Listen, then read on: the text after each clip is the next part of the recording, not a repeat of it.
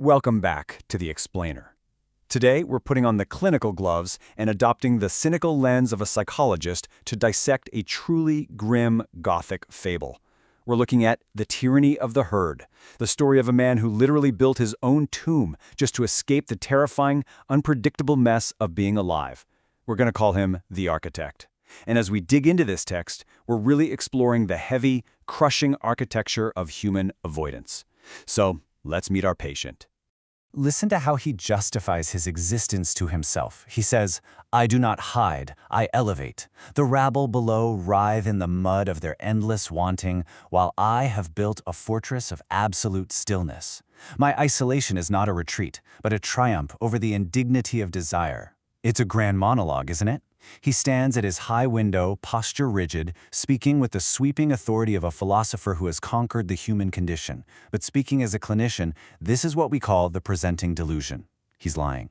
The truth is way too humiliating for him to approach directly. He claims he's transcended the herd, but the reality? He is absolutely terrified of them. Section 1. The Clinical Pathology of Resentment. Now, notice the specific diagnostic term here, ressentiment. It's a concept straight out of Nietzschean philosophy, and our architect is suffering from an acute, terminal case of it. He looks down at the streets and dismisses the vitality of the people as some kind of childish sickness. But psychologically speaking, his contempt for his neighbors is the precise, undeniable measure of his own starving hunger. His so-called moral superiority is nothing but a cheap mask for an envy that he is just too cowardly to act on. The text hits us with this brutal diagnosis. Resentment is love that has curdled. Think about that for a second. It completely exposes him. That joy in the streets? It isn't alien to our architect. It is intimately, painfully familiar. It represents everything he pressed beneath glass and slowly allowed to die inside himself. He doesn't sneer because he's indifferent. He sneers because he is utterly devastated by the reminder of the life he threw away. Let's pull up his chart and look at the clinical observations. The avoidance behaviors here paint a really grim picture. First, he actively reframes his pathetic isolation as spiritual enlightenment. Second, he compulsively observes his neighbors, which is a dead giveaway of obsession, by the way. Third, we see somatic projection, where his intense emotional suppression is actually turning into physical aching. It's abundantly clear that every single burst of laughter from the street acts as a direct accusation against him. Every unguarded moment of human growth down there is a mirror held up to his own stagnation, and he absolutely despises the reflection. Moving on to Section 2, The Wall of Fear.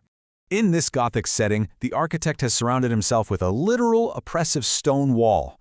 But in psychology, the physical environment almost always mirrors the internal state.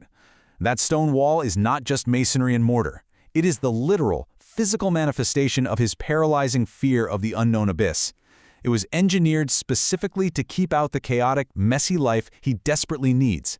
A life he has to artificially convert into contempt just to survive his own cowardice. We can map this pathology of stagnation in 3 distinct steps. Step 1, you build a wall to avoid the sheer pain of becoming something new. Step 2, you take your deeply unfulfilled need for life and you mutate it into contempt.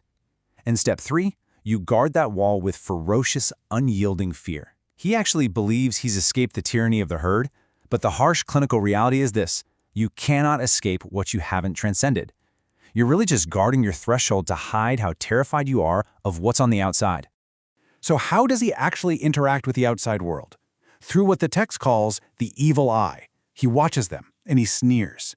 But we need to understand this gaze is not a sign of power. It's not philosophical elevation.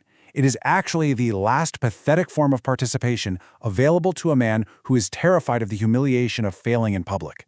He uses this sneering gaze to try and magically reduce their reckless, beautiful joy to his own dull, stagnant frequency.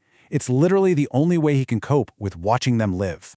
Section 3, The Wandering Figure's Chaos. This brings us to the core philosophical divide of the fable. On the left, we have our architect, cowering in what we'd call Apollonian stagnation. He avoids personal growth entirely just to maintain this safe, sterile illusion of being complete. But on the right, down in the streets, we have the wandering figure. This represents Dionysian vitality. This figure actually embraces chaotic growth. They accept the terrifying, heavy burden of absolute freedom. Their approaches to freedom couldn't be more violently opposed. The irony here is thick. The architect intensely judges the wandering herd precisely as a defense mechanism to avoid his own personal growth. He looks at the effort, the messiness, the indignity of wanting, and he completely recoils. He trades the necessary, agonizing pain of becoming for a security that is entirely hollow. The wanderer, meanwhile, accepts that to actually live is to want, to stumble, and to grow in full view of the world. Which brings us to a really piercing question. If the architect truly transcended the herd, like he constantly tells himself, why can he not stop watching them?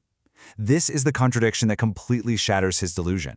He hasn't transcended a thing. He is still a part of the herd in the only way that actually matters, because every single frame on his wall is hung in silent comparison to them. His entire identity is just a bitter reaction to the people he claims to despise.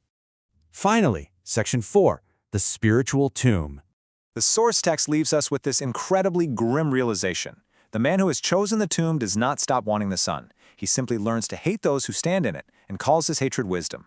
I mean, wow, that is the tragedy of his existence right there. He lives this so-called peace like it's a prison sentence. He surrendered his vitality out of pure fear, and to survive that massive, soul-crushing loss, he had to rebrand his bitter hatred as philosophical wisdom. And the clinical reality is the pain doesn't just pack up and leave.